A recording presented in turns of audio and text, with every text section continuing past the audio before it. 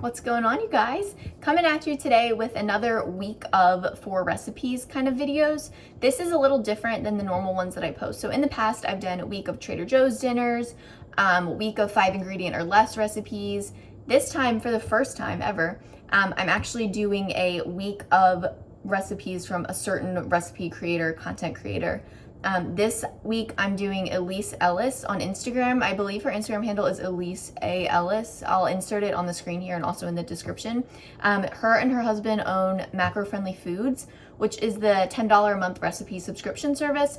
I am a member of that. I do subscribe to that. But all of the recipes that I am cooking this week in this video are for free on her Instagram feed. So she has her Macro Friendly Foods meal subscription, recipe subscription service is fantastic, and I have never had a recipe that I don't like from there. But if you don't want to pay for it, or if you can't pay for it, she has so many really amazing free recipes on her feed. Honestly, I have never tried a recipe, whether it's from the subscription service or from her feed, that I didn't absolutely love.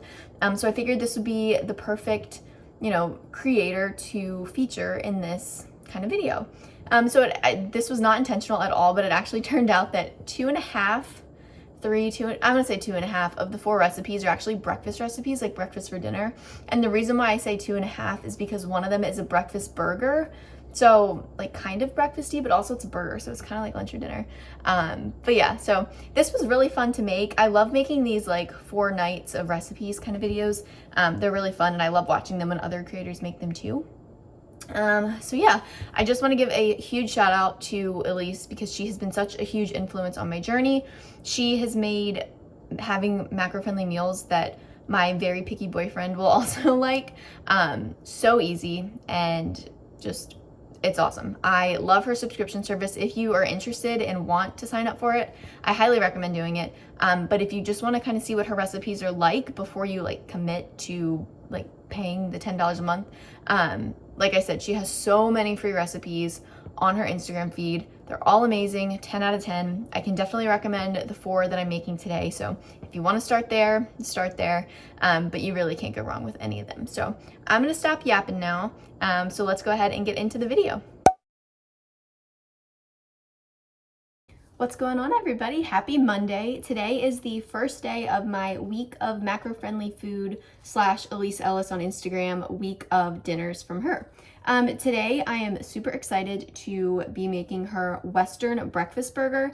2 of the 4 recipes I'm sharing today are actually breakfast recipes because she is like the queen of high protein breakfast meals, and who doesn't love a good breakfast for dinner? So today's Western breakfast burger actually only calls for 6 ingredients. So it's super macro friendly, really low ingredients, so cost friendly too. So let me show you what 6 ingredients you're gonna need. So first up, you're gonna need some English muffins. I got the light multi-grain ones that are about 100 calories each. You definitely will wanna weigh these out though, because I've found that they tend to weigh more than what it says on the package. So they do end up being a little bit more than 100 calories. So just keep that in mind. But you're gonna need a type of English muffin of your choice. Since it's a burger, you're also gonna need some ground beef. I'm using the 96.4 lean ground beef. I also have some bacon. You can use any kind of bacon you want, but I'm lazy and this is the easiest one for me, just fully cooked original. You're also gonna need some cheese of choice. I like Swiss on burgers, so I got this Sargento ultra thin Swiss. It's about 40-ish calories per slice. Not bad at all and tastes really, really good. You're also gonna need eggs or egg substitute. I use quick eggs or egg beaters or what have you. You could also use egg whites if you wanted to, but some form of egg. And then finally, some barbecue sauce. I'm using the Ray's no sugar added sweet and spicy. This is my favorite one. It has such a good flavor, and I think it's gonna pair really well with the breakfast flavors with the bacon and the egg and everything. So without further ado, let me get started and I'll show you guys what I'm doing. All right, so first things first, I'm gonna take my meat and portion out 120 gram patties. And yes, I'm wearing gloves to do this because the feeling of raw meat under my fingernails makes me want to actually vomit. So this works for me. If you don't mind the feeling of raw meat touching you, then good for you. But if you think this is weird, it probably is. I'm sorry. All right, 120. So I'm going to do this just until I run out of ground beef. It'll probably make, it looks like 3 to 4 patties, which will be perfect for Michael and I. I'll have 1 and he'll probably have 2 or 3. I'm going to go ahead and do this and then I will check back.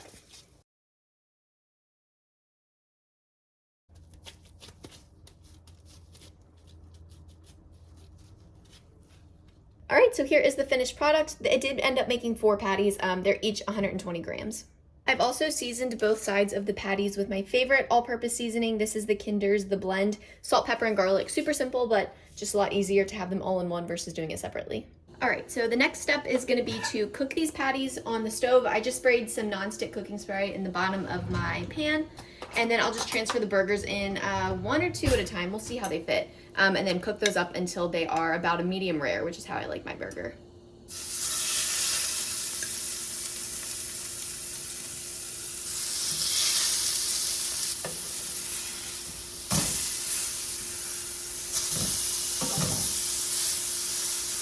All right, so the burgers are all done. Also, if it looks like my hair is blowing, it's because I have the window in front of me open because it got a little smoky in here with the burgers. But yeah, okay, so the next part of the recipe calls for eggs. So she says to use a round like cookie cutter or mold, put that in a skillet and then cook the egg inside of it so it gets like a perfect shape to go on the English muffin. I don't have a circle, but I do have a heart. So we're gonna go with heart-shaped eggs on our burgers. I mean, it's January 9th, so I mean, Valentine's Day's in a month. It works, right? Yeah. So I'm gonna put this down on the skillet. Of course, spray it really good. I'm gonna do 60 grams of eggs, or egg beaters, per burger. And then once the egg is cooked all the way through, then you're gonna take the slice of cheese and place it on top so it gets nice and melty. And then from there, you'll just assemble the burgers. I also cooked up my pre-cooked bacon. I put it in a little paper towel wrap, stuck it in the microwave for about 30 seconds, and that's all good to go. So once the eggs are done and the cheese is melted, all that's left is to assemble the burgers and add the barbecue sauce. So I will show you when I'm doing that. Okay, so pause. The heart eggs were a bit of an epic fail. Apparently the cookie cutter isn't completely flat on the bottom, so when I poured the egg into the mold, it just leaked out from under it and all over the stove, or all over the pan. So instead, I opted for the lazy egg version and just poured some eggs into a mug and microwaved it so it still gets that round shape. I probably should have just done this to begin with instead of trying to get too cutesy with it. That was my mistake. But anyway, this was super easy. I just poured 60 grams of eggs at a time, or egg beaters like I'm using. And I did it for about 30 seconds at first, checked it, saw that it was still kind of runny, so put it in for another 20 and it was perfect. So I'm gonna use this instead, just an FYI. All right, so here it is without the top on it. It looks so, so good. I have the burger patty on the bottom, followed by the egg with the cheese that melted really nicely because the egg was still super hot when it came out of the microwave, so the cheese melted beautifully. And then this is just 2 pieces of the pre-cooked bacon, each snapped in half. So 2 going one way, 2 going the other. Next thing is I'm gonna just drizzle the Sweet Baby Ray's sugar-free barbecue sauce on top of it, and then I'll show you what it looks like all plated up. All right, the lighting is awful at this time of day, so it wasn't working with me, so I found a white-ish like sheet to put behind it so you can actually see the beauty of this burger. Oh my goodness. It smells fantastic. I'm sure it's gonna taste even better. I'm so, so excited to eat this. I will put the macros for this burger on the screen. I'm not sure of the calories, but I know it's around 45 to 46 grams of protein, which is insanely good for dinner, especially when you pair it with a nice high protein lunch and maybe a protein shake for breakfast. This will definitely help you reach that protein goal for your day. So I'm gonna go ahead and enjoy this beautiful burger, and I will be back tomorrow with another macro-friendly food dinner recipe. What's going on, everybody? I hope you all are having a great week. Today's Tuesday, and for tonight's dinner from Macro Friendly Food, the recipe that I'm going to be making is a chicken cordon bleu pita pizza. So I know pita pizzas are super popular both within like the Weight Watchers community, macro counting obviously community, things like that, because they are really macro friendly and they're pretty easy to put together. But I have actually never made a true pita pizza before, so this is my first time making one. Typically when I want pizza, first of all, I'm not a huge pizza fan to begin with, so I don't really like crave alternatives to that very often, but when I do want to plan for pizza, I normally go with like lavash bread or cut the carb flatbread, something like that. I've never done one on an actual pita, so first time for everything. Again, similar to last night, this is a really low ingredient recipe, so let me go ahead and show you what I will be using. And I will say this recipe is on Elyse Ellis's feed, but I did modify it slightly to better fit my macros and to better fit what I already have in my fridge and my pantry. So first things first is you're gonna need a pita. I'm using the Joseph's low-fat, just original pita breads. You are also gonna need some Canadian bacon. I just bought the fully cooked one from my store and I'll just chop it up. You're also gonna need some diced chicken breast, and when a recipe calls for like a small amount of diced chicken breast, instead of cooking some up myself and taking that time, I just buy the pre-cooked Purdue. This stuff is great, it's really high quality. I've never had an issue with any like weird gross pieces. So if you're looking for a pre-made chicken, highly recommend this kind. You're also gonna need some cheese. So here's where my modifications start. So she calls for mozzarella and Swiss. Both like regular full fat cheese, I believe. I'm just sticking with fat-free mozzarella and omitting the Swiss altogether, and I'll just use a little extra fat-free mozzarella. A, because I don't really have that many fat macros left for the day, and B, I don't have Swiss in my fridge, so instead of buying it just to use for this recipe, just figured I would stick with what I have. Then the other thing that I'm modifying is the sauce. So she calls for a Laughing Cow cheese wedge with some garlic. Instead of that, I'm just gonna do like a traditional cordon bleu type of sauce and just use an Alfredo. I have this one on me at all times. It's so hard to find, at least around me.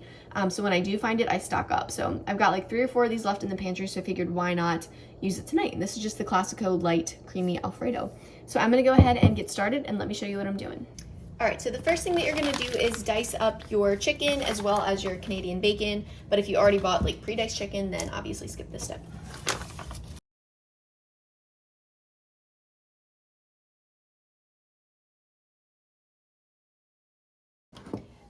All right, so I have my Canadian bacon and my chicken all diced up and ready, so now I get to go ahead and assemble the pita pizzas. All right, so the first step in assembling the pizza is to take your Alfredo sauce, or if you're using the Laughing Cow cheese wedge like in her video, and or her post, and spread it across just like you would a pizza sauce. I am gonna use about 40 grams of this. It is really low in calorie, and I just wanna make sure it's all nice and covered. All right, 41, close enough. Next up, you're gonna add your cheese directly on top of the sauce. So again, I'm just using the fat-free mozzarella. If you were using her recipe and stuck with the Swiss and mozzarella, you would do both of them at this point. I'm gonna do about 30 grams of this mozzarella. All right, so that's 30, and you all, if you've watched any of my videos, know my favorite hack by now. Just spritz a little cooking spray on top of your fat-free cheese. Since it doesn't have any fat content, it won't melt quite like regular cheese, so adding that fat from the oil on top of it helps it melt nice and gooey. Next up, I'm gonna try to evenly place the chicken on top. I'm gonna do about 60 grams of this. We'll see what that looks like once I get 60 grams on, see if I need more or less. All right, perfect, that's 60 grams, so I think that's a good amount. And then I logged for 50 grams of Canadian bacon, just honestly eyeballed it because like I said, I've never used Canadian bacon before, so we'll see if I end up using more or less than that. All right, so that is already 29 grams. I'll add one more right here. That's already 31 grams, and it's taking up pretty much the whole pizza, and it's not even close to the 50 that I pre-logged. That's okay. So yeah, this is pretty much everything. I already spritzed the cheese like you saw.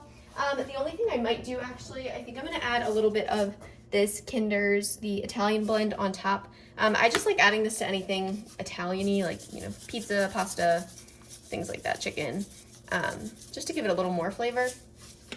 But yeah, other than that, I'm gonna go ahead and stick this in the oven. It's preheated to 400. I'm gonna put it in, since everything already is fully cooked, we're really just waiting for the cheese to melt and for it to get nice and warm. So I'm gonna stick it in for probably about 10 minutes. I'll check it, and if it needs a little bit more, then I will. Maybe I'll put it under the broiler for a minute to get the edges nice and crispy. But yeah, I'll show you what it looks like when it's all done. Okay, I have to use flash because the lighting is awful right now, but oh my goodness, this smells and looks fantastic. Look at that cheese, look how melty that got. I did add some fresh parsley on top at the end just because I had some left over, and why not, didn't want it to go to waste. I did end up baking it on 400 for 10 minutes, and then I turned the broiler on and stuck it under that for about 2 to 3 minutes to get this nice like crispy crust going on the outside. But this looks phenomenal. And since I've never had a pita pizza, like I said, I'm not sure how filling they are.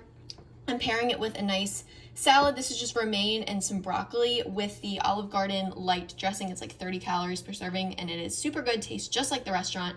So I'm gonna go ahead and cut this up and eat it. I'm so excited to try this. If this is good, this is gonna be a staple in my dinner rotation because it was so easy. Start to finish was probably like 20 minutes, probably less if you already have like your chicken chopped and things like that. But yeah, really excited to eat this, and I will be back tomorrow for another recipe. Happy hump day, you guys. I'm back with another macro-friendly food recipe. I'm so excited. This might be the one that I'm most looking forward to, honestly, and it's another breakfast for dinner recipe. Actually, 3 it was only going to be 2, but it's 3 of the 4 recipes I'm sharing today are breakfast. So, I mean, they're meant to be like breakfast meal prep and things like that, but who doesn't love a good breakfast for dinner? I would prefer breakfast for dinner most of the time, honestly.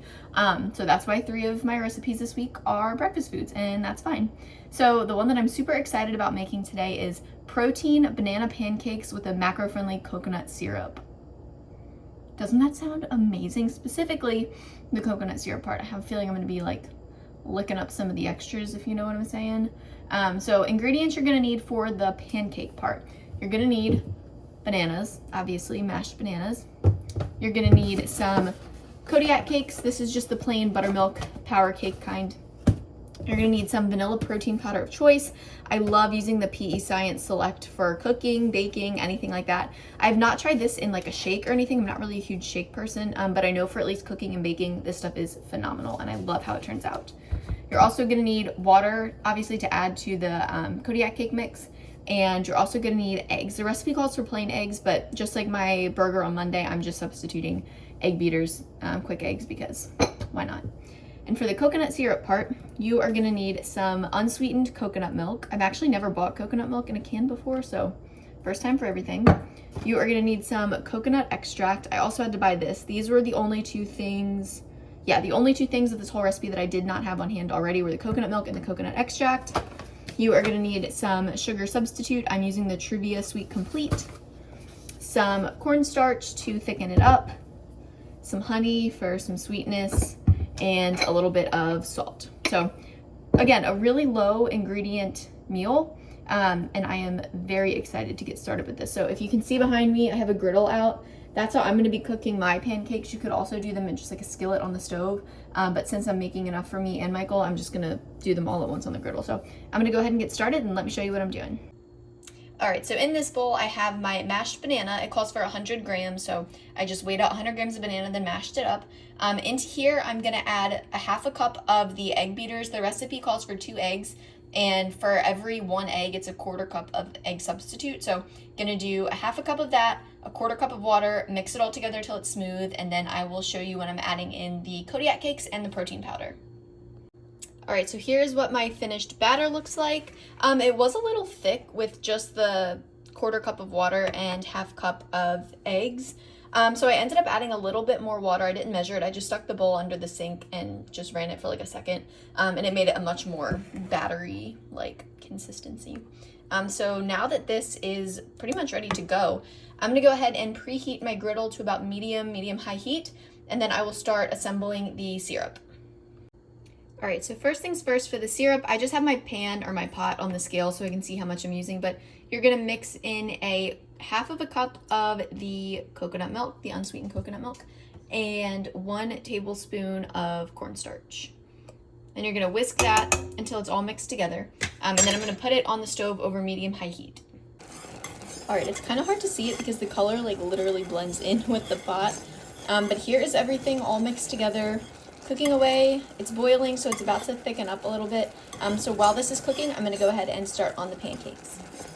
All right, so my griddle is all heated, and in the recipe it says use a 1/4 cup measuring scoop to measure out the pancakes. And it says it should make about 6, so we will see how many I get out of this.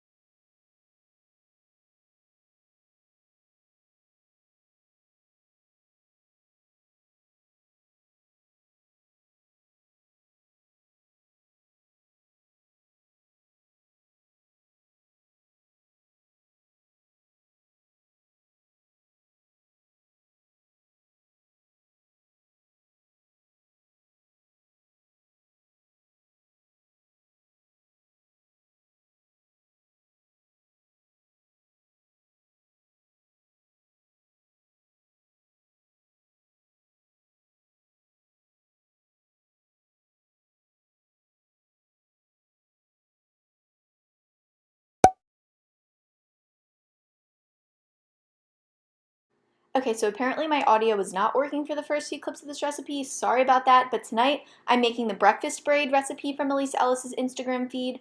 These are all the ingredients you'll need. Most of these I already had on hand, so it ended up being another very budget-friendly, easy-to-prepare meal. First, just going to add the Greek yogurt and the self-rising flour into the bowl of the stand mixer. So this was actually my very first time using my new stand mixer, and it's definitely a learning curve. As you can see, the flour flew everywhere, but I'm so happy with how it turned out. Definitely going to become a regular recipe. Okay, rewatching some of those clips, I think the audio got kind of messed up in the beginning, so if the first couple clips of this recipe are voiceovers, that is why. But hopefully, fingers crossed, it works now and I'm back. So anyway, I finished my dough in the stand mixer. That was the easiest thing that I have ever done in my entire life. I'm not even kidding. My life is going to be forever changed because of this mixer. I mean, this would have taken me forever, and I would have been so frustrated with it because I hate the feeling of dough, and I hate mixing it, and I hate touching it. And I mean, look at it. It's literally perfect. All I have to do is roll it out now. Truly amazing. Love it. So like I showed earlier, I'll voice over like the measurements and everything, but it's 1 3/4 cups of, I'm gonna mess this up. It's 1 3/4 cups in 1 cup. It's either 1 3/4 of flour and then 1 of yogurt, or the other way around. Anyway, I'll post it on here, and her recipe also has that. But I also went by gram measurement, so I know I went with flour. It must have been 1 3/4 cups flour, 1 cup yogurt, because the gram measurement was more for the flour. I did 274 grams of self-rising flour. The self-rising part is very important, otherwise it will not puff up like dough. And then for the yogurt, I did 233 grams. So that's that. The recipe also calls for 4 eggs and then 4 egg whites. Like with the other recipes this week, I just use egg beaters. So that would be a total of like 8 eggs. So for every 1 egg, it's a 1/4 cup of egg beaters. So 1/4 times 8, I just did 2 cups of egg beaters and measured them out in this bowl. I'm not gonna spill it, but they're in here. And then you're also gonna need 5 ounces of, her recipe calls for Canadian bacon, but I used my Canadian bacon in the pita pizza video the other day, and apparently I can't read very well when it comes to reading recipes. And I write down things that aren't actually supposed to be in there, like this diced ham. No recipe called for diced ham, but I bought it. So it's gonna have to work for this breakfast braid. I mean, ham, Canadian bacon, it's kind of the same thing, right? So I'm gonna go ahead and roll out the dough, and I will also get the eggs cooking on the stove. I also have my oven preheated to 400, so as soon as the dough is all rolled out, I'll show you what I'm doing. Okay, I am just so impressed that I have to share this. This was the absolute easiest dough that I have ever made before. This was so easy to work with. This was not sticky whatsoever. This rolled out perfectly. I think I have some other videos on here where I'm like attempting to make 2 ingredient dough, and it just never pans out very well for me. But this turned out absolutely perfectly. I mean, like, you can lift this whole thing, transfer it. This feels like legitimate like pizza dough. Like, usually when I just made it by hand without the stand mixer, it just felt like goop for lack of better terms. But this is perfect, and if it's going to be this easy from now on, then I might start making 2 ingredient dough recipes a lot more, because this is phenomenal. So I'm going to go ahead and cook the scrambled eggs on the skillet, and then I will be back when I'm assembling everything inside of the dough. All right, so I'm going to be honest, this next part is the part I am most nervous about. So the instructions say to take a, like, what's this called, pizza cutter thing, and cut like strips on the side and fold them over. Since it's a breakfast braid, that's how you get the braided look. So I'm not feeling confident about this, if I'm being honest. So I'm just gonna cut some strips and then figure it out.